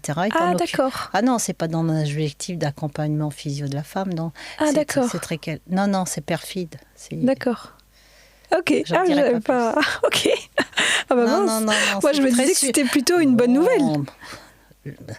Pour accompagner une femme physiologiquement, tu n'as pas besoin d'apprendre plein de trucs. Comment dire ? D'accord. Ça doit être tes mains, ta pensée, ton savoir-être, ton savoir-faire, ton savoir... Non, c'est pas besoin d'être la pompe de l'échographie ou la pompe de je sais pas quoi. J'en ai rien à faire de ça. Il y a des personnes qui sont faites pour ça. Moi, je suis faite pour accompagner les femmes. Je suis pas là pour leur inculquer des choses qu'elles n'ont pas besoin de savoir. D'accord. Non. Mais ça, c'est intéressant parce que oui, effectivement, tu dis finalement, c'est un métier. J'ai redécouvert mon métier de sage-femme quand j'ai fait de la physio. Ouais. Pas quand j'étais à l'hôpital, je suis désolée. À l'hôpital, on voulait que je sois la petite main des médecins déjà, leur boniche. On fait ce qu'ils décident de faire. T'aimes pas les médecins, là, on est clair là-dessus. Je les aime pas tous, non. Parce que j'ai beaucoup de problèmes avec eux, les médecins. Et on est leur petite boniche et on faut qu'on soit des petits médecins. On est des petits médecins. On sait tout maîtriser, mais l'essentiel, on ne le fait pas. C'est accompagner. Donc, voilà. Moi, je voudrais être comme les anciennes sages-femmes. D'accord. Alors, justement, les anciennes sages-femmes, elles apprenaient comment ? Elles avaient le savoir-être, le savoir-faire. Il n'y avait pas autant de médicalisation. Oui, c'était plutôt Elles étaient libres un peu de faire... C'est nous qui formions les étudiants en médecine. Il faut le rappeler, ça. Je ne savais pas. Si. Moi, en Algérie, c'est moi qui formais les externes en médecine. D'accord. Maintenant, non. On sert qu'à... Faites ceci, faites cela. Voilà, vous suivez le protocole. Et si elles veulent émettre une suggestion, une idée, non, vous faites ce que je vous dis. Franchement, j'ai plus envie de bosser comme ça. Enfin, je ne bosse plus parce que je suis à la retraite, mais je les plains, les pauvres sages-femmes. Il faut qu'elles se battent. Oui, d'accord. Ouais, il y a et puis les institutions n'aident pas. La preuve, 6 années de formation, n'importe quoi. D'accord. Je ne savais pas ça. Ah bah désolé. Mais ça suit ce qui s'était passé il y a un an, quand on m'a invité au ministère de la Santé avec d'autres sages-femmes. On leur a dit, voilà, vous pouvez faire plein de choses, vous. Vous avez des compétences, bien sûr. Voilà, si un monsieur vient vous voir qui a des problèmes de prostate, vous serez en capacité de pouvoir vous en occuper. Ah bon, mais moi, j'aurais dit, mais moi, je ne suis pas faite pour ça. Je suis faite pour accompagner des femmes. Maintenant, ça ne les intéresse pas. Il faut rentabiliser, il faut combler les trous. Non, je ne suis pas d'accord. D'accord. Voilà. Okay. Donc, on n'est pas du tout... Non, mais c'est intéressant. Donc, on n'est pas du tout dans un truc où on va donner ses lettres de noblesse à ce métier. Celles qui veulent avoir des fonctions, d'autres qui veulent... D'accord, pourquoi pas. Moi, chacun est libre de faire ce qu'il a envie. Mais moi, je trouve que... Presque, je dirais, il faudra leur former les doulas. D'accord. Les doulas et leur donner des technicités. Comme ça, elles seront comme les anciennes sages-femmes. Alors, explique pour les gens qui ne savent pas ce que c'est qu'une doula. Alors, les doulas, ce sont des personnes qui vont combler un petit peu le manque, par exemple, d'écouter, d'accompagner d'une façon le psychisme. Les doulas font un super travail. Elles seront là pour que... C'est un métier? C'est des bénévoles? Maintenant, c'est un métier. Il y a des formations, mais qui ne sont pas reconnues encore par l'État. D'accord. Donc, malheureusement, elles n'ont pas la possibilité d'avoir des feuilles de soins pour pouvoir... parce que ça, se faire rembourser. C'est un coût quand même d'avoir une doula. Mais si, par exemple, une personne a besoin de la compagnie d'une femme, ça peut être remplacer sa maman, remplacer le compagnon absent ou il n'y a pas de compagnon. Elle va vous masser, elle va vous faire manger, elle va s'occuper de vous avant, pendant et après l'accouchement. C'est comme une... en fait, c'est un cocon. D'accord. C'est génial, une doula. D'accord. Quand elles sont bien formées, qu'elles sont dans l'empathie, la compassion. Voilà. Donc toi, tu préférais que le métier de sage-femme se dirige plutôt vers ce spectre-là? Bien sûr. Avec en plus, voilà. À l'ancienne. Voilà, mais oui, on comprend pourquoi. Mais plutôt que d'aller vers le métier de médecin, c'est pas le sujet, quoi. Voilà, tout à fait. Mais de toute façon, de manière générale, là, on parle beaucoup de l'accouchement, mais de manière générale, il manque le côté écoute, le côté soin, le côté psychique dans tout notre accompagnement. En consultation. Comment voulez-vous connaître une femme? Oui, donc ça peut pas. Donc on va former des sages-femmes qui sont hyper efficaces, qui vont rentabiliser, alors qu'on devrait augmenter le salaire des sages-femmes, on devrait leur donner plus de reconnaissance, on devrait plus leur donner de possibilités de mettre en avant leur capacité, leur savoir-être. Mais ça, on ne le fait pas. Il y a des sages-femmes qui sont incroyables, qui se battent encore, qui font tout pour que ça fonctionne. Mais ils sont plus forts qu'eux. Mais moi, je pense que ça viendra aussi de la demande des gens. Voilà. Encore une fois, c'est les femmes qui font. Si on a eu les maisons de naissance, c'est grâce à l'association des femmes. Il y a plein de choses qui sont. Oui, et c'est pour ça que c'est important qu'on redevienne actrice de nos accouchements, de notre corps, quoi. Voilà. Mais ceux qui nous représentent souvent ne sont pas à notre écoute. Oui, bon, après, ça a toujours un. Voilà. Et du coup, si on revient justement à ce qui se passe au moment d'un accouchement. Ce qui se transmet au moment d'un accouchement, c'est beaucoup plus vaste que ça y est, j'ai donné la vie à un petit être, c'est déjà énorme. Quelles sont les histoires, toi, qui t'ont marqué, les anecdotes, ou peut-être des gens que tu as suivis sur la durée? Qu'est-ce que tu as vu de... En fait, il y a beaucoup de femmes qui ont peur de devenir comme leur mère. Ouais, c'est le truc. Et donc, pendant l'accouchement, je me rappelle d'une femme, accouchement dans l'eau, etc., qui était et qui disait, mais ma mère est toujours dans ma tête, elle m'obsède. Et ça, c'était pendant son accouchement? Oui. D'accord. Elle était dans l'eau, elle avait des peurs, mais donc c'était une relation très compliquée, très conflictuelle avec sa mère. Et de ce qu'elle en avait tiré, c'est que, en plus, sa mère lui avait dit qu'elle a failli, que c'était un accouchement horrible. En fait, sa naissance, c'était que des choses très négatives. C'était horrible, t'étais une enfant difficile. Enfin, c'était... Et elle, dans sa tête, je vais avoir le même accouchement que ma mère. Enfin, elles sont persuadées qu'elles vont accoucher comme leur mère. Donc, et souvent, t'as beau leur dire, mais tu n'es pas ta mère, tu es différente. Mais bon... T'as beau discuter, on ne sait pas trop. Donc le jour de son accouchement, donc elle était ma mère, elle était tout le temps en train de se taper la tête. Ma mère, elle veut pas sortir de ma tête. Et en fait, je me suis dit, mais comment je vais faire pour l'aider à sortir de ça? Et donc à un moment donné, elle était, je me rappelle, accrochée à la baignoire, mais elle avait les yeux. Et je lui dis, écoute, elle était d'origine bretonne, je me rappelle très bien. Et je lui dis, je dis, quel est l'endroit où tu aimerais être? Là, maintenant. Et elle me dit, la forêt. Et je lui dis, viens, on va se balader dans la forêt. Et on a imaginé, et on a travaillé, on a dit, voilà, qu'est-ce que tu vois comme arbre? Entre chaque contre, je vois ça. Et puis on parlait. En fait, j'ai fait comme un truc dérivatif, en fait. Mais tu vois, là, c'est vraiment des vraies techniques de préparation mentale. Et là, tout d'un coup, elle a poussé un cri, le bébé est sorti. Ah ouais. Parce qu'elle a arrêté de penser à sa mère. Oui. Ouais. Sa mère l'obsédait. Mère.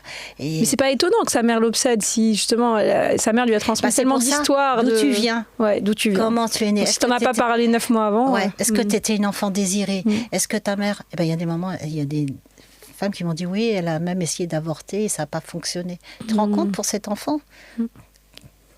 C'était dur dans le ventre de sentir qu'on a essayé de... Et elle n'a pas réussi. Et je lui dis, mais elle te l'a dit, est-ce que tu as pardonné ça? Est-ce que tu as... Et aussi... la digestion, quoi. Voilà, est-ce que tu l'as digéré? Enfin, tout ça, c'est des transmissions. Et puis aussi les grands-mères, les histoires familiales, où il n'y a que des lignées que de femmes. Les hommes, ils avaient tous disparu. Soit les pères sont partis. C'est bizarre, il y a des fois, il n'y a que des femmes. Il n'y a pas d'hommes. Et puis d'un coup, elle va avoir un mec. Je vais faire quoi de ça? Mais non, oui. Je suis censée avoir une fille. Comment je vais me comporter avec ce garçon? Je ne saurais pas faire. Mais c'est pour ça que moi, je me dis, finalement, j'ai eu une fille et un garçon, et du coup, rien que le fait que ce soit pas déjà le même sexe, c'était une nouvelle expérience. Ma mère, elle m'a détestée. Mais je crois que je vais avoir une fille. Comment je vais faire? Eh ben, tu sais, l'accueil d'une petite fille avec qui on a plein de peur, c'est difficile. Hein. J'ai dit oui, mais tu vas apprendre avec elle, elle va t'apprendre. On grandit avec ses enfants et eux, ils grandissent avec toi. C'est un échange et tu vas voir. Et ça se passe souvent très bien après. Mais c'est difficile au départ, c'est compliqué le lien. Mais oui, mais ce que j'entends, c'est on sous-estime. En même temps, c'est ça qui est intéressant, parce qu'on n'a pas besoin non plus de faire, comme je disais tout à l'heure, je faisais la blague, de dire on n'a pas besoin de 10 ans de psychanalyse avant d'avoir un enfant, mais on sous-estime justement le volet psychique, psychologique, voilà, tous nos bagages émotionnels qu'on n'a pas résolus. Comment tout ça vient s'inviter au moment d'une grossesse, au moment d'un accouchement. En fait, c'est tout à fait cohérent, c'est assez logique une fois qu'on y pense. Et donc, encore une fois, on n'a pas besoin d'en faire tout un fromage, mais au moins l'évoquer, au moins que les personnes qui nous accompagnent le jour où on accouche en aient conscience. Et soit, comme tu dis, je ne vais pas t'abandonner, je vais être là pour toi. Savoir que tout ça existe, c'est déjà en fait tout le travail, quoi. Ouais, qu'on accouche avec. Bien sûr, on ne peut pas l'enlever. Ça fait partie de notre histoire. Mais il faut l'accepter. C'est l'acceptation. Ouais. J'accepte que j'ai eu ceci, que j'ai eu cela, etc. Maintenant, c'est le travail soit du pardon. Moi, j'ai eu une histoire difficile et c'est à près de 60 ans que j'ai pu faire ce deuil. Que tu as pu pardonner. Mais j'ai pas pu faire le deuil avant. Mes grossesses ont été compliquées, etc. Mais tout ça, je l'ai appris après. C'est en travaillant là-dessus que j'ai compris que le passé, on le laisse au passé. Et des fois, je dis, laisse derrière, regarde devant, aujourd'hui, et demain, on verra. C'est la meilleure des choses, l'instant présent. Alors moi, je suis à 100% là-dessus. Ouais. Je trouve que s'il n'y a pas mieux. Parce que toujours dans le passé, c'est dur. Mais ce que j'entends, c'est que même quelqu'un qui se serait posé zéro question, qui se serait dit non mais moi tout va bien, je suis dans l'instant présent. Si c'est pas le cas, le jour de son accouchement, ça va venir le rattraper. Donc c'est ça, en fait, c'est des moments de vie qui sont tellement intenses, que ce soit physiquement, etc., de tout ce qui se passe. C'est comme on disait tout à l'heure, c'est un cataclysme qui fait que tout ce que t'as pas réglé, entre guillemets, va venir s'inviter à la fête, et que si t'en as pas du tout conscience, tu vas te prendre une... Ah, tu te prends une baffe après, dans le postpartum. Ouais. Ah ouais, le postpartum, c'est tellement difficile. Et souvent, tu sais, la dépression postpartum, elle vient de là, hein.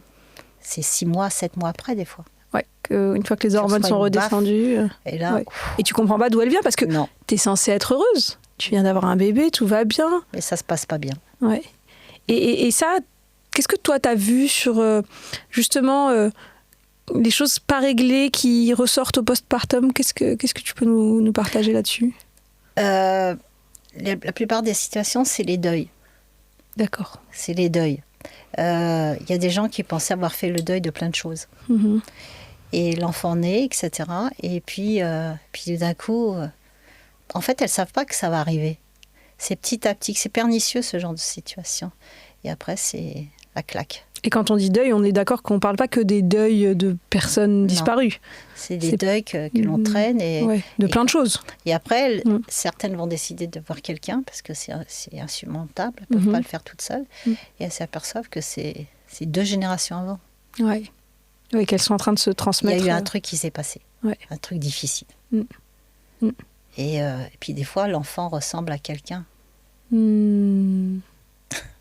projection. Ouais. Oh là là. Et là, c'est compliqué. Tout mon corps réagit là quand tu dis ça. Ça me...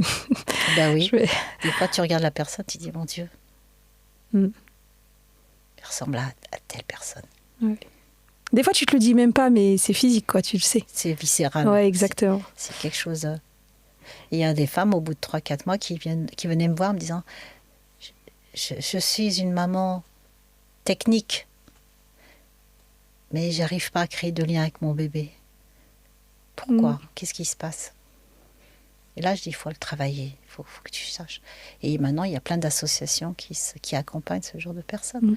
Il y a plein de choses qui peuvent se passer. Postpartum, c'est un cataclysme. Moi, j'ai fait une grosse dépression postnatale de mon premier, mais je sais d'où ça venait. Mon histoire. Oui. Qui est revenu s'inviter à ce moment-là. Une claque, la grossesse. Et je trouve que vraiment la claque, elle est d'autant plus forte qu'on est censé être content. Ça a été les moments les plus tristes de ma vie. J'en ai eu plein. Mais là, c'était... Mais qu'est-ce qui m'a sauvée? C'est l'allaitement, j'avoue. Ce bébé qui se collait à moi, sur ma peau, qui me tétait tout le temps. Et c'est lui qui a dit, non, je resterai avec toi et je ferai en sorte que tu deviennes vraiment ma maman et que tu vas m'aimer. Il s'est battu. S'il n'y avait pas eu l'allaitement, ça aurait été compliqué avec ce bébé. Mais il y a eu l'allaitement. Et à l'époque... Et en plus, au niveau de l'allaitement, il y a aussi une histoire d'hormones qui fait que... Voilà. Moi, je sais que j'ai allaité mes enfants pendant 1 an chacun. Et pour le coup, j'ai eu de la chance. Moi, je dis aux femmes, franchement, si vous avez envie, essayez. Oui, si ça se passe bien, tant mieux. Si ça se passe pas bien, vous forcez pas. Parce que maintenant, il y a aussi cette injonction. Bon, moi, voilà, j'ai été dans cette optique. Ça s'est très bien passé et j'aimais bien. Et même que quand ça s'est arrêté, limite j'ai fait une mini déprime parce que je pense que au niveau ça hormonal la dépendance, hein. Je sais pas, mais au niveau hormonal il doit se passer un truc parce que tout à fait. Donc l'allaitement doit avoir son rôle pour t'aider. Et à l'époque il fallait allaiter parce que c'était en Algérie, donc les femmes allaitent, etc. Et ce bébé c'était dingue. Il était collé à moi tout le temps et j'en avais marre de lui. J'en avais marre, mais qu'est-ce qu'il m'a mis faire? Et ben, il s'est imposé à moi et petit à petit... Et il t'a obligé en fait à regarder les choses, les douleurs, les deuils que tu n'avais pas fait. Tout à fait. En fait, c'est ça, c'est que nos enfants, ils viennent, et notamment au moment de l'accouchement, donc ça on en a parlé, mais de toute façon, de manière générale, ils viennent nous obliger à regarder en face tout ce qu'on nous a transmis et qu'on n'a toujours pas regardé. Oui, j'ai grandi avec lui. J'ai une forme de maturité. C'est vrai. Et alors, j'ai allaité très longtemps. Je ne voulais pas arrêter d'allaiter. Une fois que tu avais tes picousés. Encore, c'est notre histoire. Mais voilà, moi, ça a été comme ça que j'ai pu m'en sortir un peu. Mais ça a duré très, très longtemps, cette histoire de la transmission. C'est vrai, moi, je l'ai vraiment vécu, ça. D'avoir toujours l'impression d'avoir quelqu'un avec une épée de Damoclès au-dessus de ma tête et qui allait s'abattre à tout moment.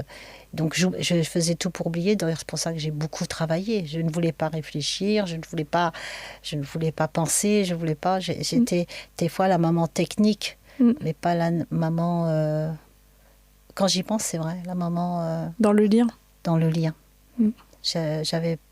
En fait, quand tu veux te mettre là-dedans, ça te fait trop peur. Tu dis non, j'en ai marre de souffrir, j'en ai marre de... Mais en fait, il faut affronter des fois ces démons. Ouais. Ou des fois, il y a des femmes qui disent « je veux pas savoir ». Eh ben, elles resteront avec ça, mais... Elles resteront avec ça, et puis surtout, du coup, elles transmettront plein de choses pas résolues. C'est ça, c'est ça. Mais ça, c'est maintenant les nouvelles connaissances qui fait qu'on se penche un peu plus là-dessus. Avant, on ne nous disait pas tout ça, on avait des boules au ventre, mais on ne savait pas d'où ça venait. C'était douloureux. Il y a des femmes qui vivent ça parce qu'elles n'ont personne avec qui parler, etc. Les femmes migrantes, par exemple, c'est dur pour elles parce qu'elles ont vécu des choses horribles. Elles n'ont pas eu de thérapie post-traumatique. Bien sûr. Et puis elles vivent dans des conditions difficiles. Mais en fait, c'est ça que je suis en train de me dire là, parce que tu sais, des fois, quand je me suis lancée dans ce thème de la transmission, que je me suis dit, tiens, j'aimerais avoir tel invité, il y a une part de moi qui me dit, mais qu'est-ce que ça a à voir avec ce que tu fais, Mounia? Toi, tu fais de la santé mentale, des coachs. Tu vois, c'est toujours cette petite voix qui critique. Et ce qui est marrant, c'est heureusement que je lui dis, non, t'inquiète, ça va le faire. Et puis, de toute façon, si j'ai envie de le faire, je le fais. Mais parce que là, on est au cœur. Mais c'est tellement au cœur de la santé mentale, pour moi, du développement personnel, du développement spirituel, qui sont vraiment l'objet de ce podcast. C'est de se dire, la vie va t'envoyer, de manière générale, on oublie même les grossesses, de manière générale, la vie va t'envoyer des espèces de gros coups de massue, de temps en temps. Oui, de temps en temps. Et t'as le choix, et t'auras toujours le choix. C'est soit tu te prends le coup de massue et tu veux pas comprendre, et du coup c'est juste t'es victime quelque part, et tu dis c'était horrible, ou tu résistes, jusqu'à ce que tu craques. Soit tu comprends que chaque coup de massue qui vient dans ta vie, c'est juste une opportunité d'aller regarder où t'en es et qu'est-ce qu'on t'a transmis, avec quoi t'es arrivé, toi, au monde, et qu'est-ce que tu vas laisser dans ce monde, finalement. Parce que c'est un peu, pour nous tous humains, finalement, qu'est-ce qu'il y a. Et donc, ça, c'est de manière générale. Et donc, du coup, avoir un enfant, et pour les femmes, donc avoir un enfant, ça c'est pour les hommes et les femmes, c'est un cataclysme dans tous les cas, mais devenir parent, mais pour les femmes, en plus, il y a le côté accoucher.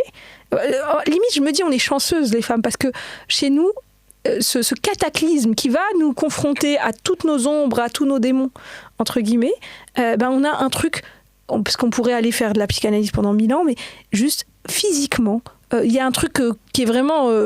la nature est très bien faite, parce que, qui va nous permettre ce passage. Et l'idée, c'est un peu de l'embrasser et de le regarder en face et de se dire, OK, si tout ça, ça m'arrive de cette manière, qu'est-ce que j'ai pas vu ? Tout à fait. Alors, ce qui est encore plus compliqué, c'est quand le partenaire ou la partenaire est dans cet état. Waouh. Et lui aussi, il faut qu'il travaille. Parce que ça va avoir un impact. Oh, bien D'accord. sûr. Ouais. Et pas souvent positif. Bah oui, ça dépend. J'ai eu de la chance. Tu le vois pendant l'accouchement. Ouais. Ouais, tu vois ce qui se joue. En fait, c'est ça. C'est que l'accouchement, c'est comme si on mettait une espèce de loupe grossissante sur tout ce qu'on nous a transmis et qu'on n'a pas... Bien sûr. Qu'on n'a pas encore digéré, quoi. Oui, tout à fait. Et l'autre est dans le même état. Ouais, bah oui. Et lui, ça le réveille pendant l'annonce de la grossesse. Ah oui. Il ne le dit pas. Et il n'ose pas le dire. Les hommes n'expriment pas. Oui. Et puis surtout, il ne va pas le dire. Il va dire que tout va bien, que ça ne l'inquiète pas. Il risque de transmettre ses peurs à sa compagne. Et pendant l'accouchement, avoir quelqu'un qui est dans la peur, la femme, elle le ressent complètement. C'est dingue. Donc souvent, je suis obligée de dire au monsieur, viens, on va faire un va prendre un café. Etc. Juste pour laisser la femme tranquille. Sinon, elle peut saboter son... Et puis j'imagine, à contrario, qu'il y a aussi des compagnons ou des compagnonnes qui ont joué le rôle inverse. Moi, je sais que c'est ce que j'ai connu. Oui, je remercie. Toi, il y a des couples, voilà, c'est tellement... Pour parler des heures, mais c'est tellement différent des uns des autres. Mais c'est pour ça que dans l'accompagnement global, c'est bien aussi de dire à un moment donné au monsieur, alors et toi, d'où tu viens ? Bien sûr, oui. Et souvent les blocages. Oui, pourquoi on me pose cette question ? Oui, pourquoi elle est aussi... Non, mais j'aimerais bien savoir d'où tu viens. Et souvent, ils n'ont pas de réponse, rien, ils n'ont pas envie de savoir. Ouais. Oui, mais tu après, vois, la réaction c'est ah ben non, mais moi je. C'est ça. Ouais. Il y en a pour faire plaisir, enfin pour leur compagne, ils disent je vais demander à ma mère. Ouais. Et là, il se passe des choses. Ah ouais, et des fois c'est touchant parce que dans la consultation, dès que tu poses cette question et tout d'un coup le monsieur il pleure. C'est touchant. C'est qu'il y a plein de choses à dire. Et là je ne vais pas plus loin, j'attends. Et si la prochaine fois il a envie de m'en parler, j'ai même eu des compagnons qui m'ont demandé à venir seul. Et on a parlé. Non, mais quand tu me dis tout ça, je me dis, on se met le doigt dans l'œil sur l'enjeu de la préparation à la naissance. Ouais. Quand tu me dis tout ça, en fait, c'est vraiment beaucoup plus de la préparation mentale que de la préparation physique. Et c'est un travail un peu de, même si tu me dis que tu n'es pas psychologue, mais un travail de thérapeute, de préparateur mental, etc. Donc bien sûr, pour la femme, on en a beaucoup parlé. Mais en fait, pour cette famille, pour l'homme, pour cette cellule, pour ces humains qui s'apprêtent à vivre ça, et qui, si jamais ils n'ont pas au moins ouvert un peu certaines valises de leur cave, ils vont se le prendre en pleine face. Maintenant, et l'enfant va en prendre... Il leur reçoit à pleine tronche le jour de la venue du bébé. C'est pour ça hyper qu'il y en a intéressant. qui partent. Mais donc là, limite, pour un peu conclure là-dessus, quand j'entends tout ça, je recommande fortement aux jeunes parents, enfin aux personnes qui se préparent à accueillir un enfant, de se dire tiens, déjà j'ai envie de bien me préparer parce qu'il y a quand même l'enjeu de qu'est-ce que je vais transmettre à mon enfant, qu'est-ce qu'on va vivre comme accouchement ou comme premier mois. Mais même pour soi et pour son partenaire ou sa partenaire, c'est je vais en profiter. De toute façon, on veut un enfant, c'est une opportunité qu'on se crée pour en faire une vraie opportunité de quelque part de dev perso, pour grandir, pour me comprendre, pour me connaître, pour justement aller poser peut-être des questions à ma mère que j'ai jamais posées. Parce que les conflits vont apparaître après. Bien sûr. Bah, de toute façon, ça va arriver. Ça va arriver. Mais donc de se dire tiens, je vais en profiter et je vais vivre ces 9 mois comme un stage quelque part. Et donc à ce moment-là aussi trouver des gens qui sont conscients de tout ce qu'on vient de dire aujourd'hui. Donc il y a des sages-femmes qui sont tout à fait conscientes. Tout à fait. Mais il peut y avoir des psychologues, il peut y avoir des thérapeutes, il peut y avoir des coachs. Enfin, là, tu vois, genre je me dis, tu sais que moi avec mon entreprise 108 milliards, donc je coach des gens, mais depuis quelques mois, je forme aussi des coachs. Et la question se pose souvent de, attends, est-ce que les jeunes coachs, ils me disent, est-ce que je dois choisir une spécialité ? Est-ce que je lui dis, si t'as envie, s'il y a quelque chose qui t'appelle. Mais je me dis là, je rêverais d'avoir un jeune coach ou une jeune coach qui me dit, moi, je vais me spécialiser, je vais coacher, je vais préparer mentalement, je vais utiliser les outils de neurosciences que nous on a chez 108 milliards pour préparer les couples à la naissance. Et puis ce serait par exemple hyper intéressant de se dire tiens, on va conscientiser que pour les papas c'est aussi un sujet et qu'on les met un peu plus de côté. Justement on dit non, on prépare la femme à l'accouchement. Tiens, je vais être coach pour tout à fait. Des personnes qui vont devenir papa. Ouais, je trouve bon bref, il y a plein de trucs à faire. Il y a plein. Il y a du travail à faire. Ouais. Voilà. Je te remercie beaucoup, Habiba. C'est une conversation qui m'a beaucoup touchée et qui a, je sais pas comment te dire, elle a réveillé des souvenirs. Bah oui, parce qu'on a parlé beaucoup du calme et tout. Donc moi là, je pense qu'aujourd'hui, je vais beaucoup penser à mes accouchements. Elle a aussi, il y a plein de moments où j'ai senti physiquement que ça vibrait. Enfin, je pense qu'on a dit des choses qui ont réveillé. Donc j'aime quand les épisodes sont aussi, pour moi, il y a un petit effet. Voilà. En tout cas, j'espère que j'ai apporté une petite pierre à tout ça, ma contribution. J'en suis sûre. Bonjour aux sages-femmes du calme. Bonjour aux sages-femmes du calme. À bientôt. À bientôt.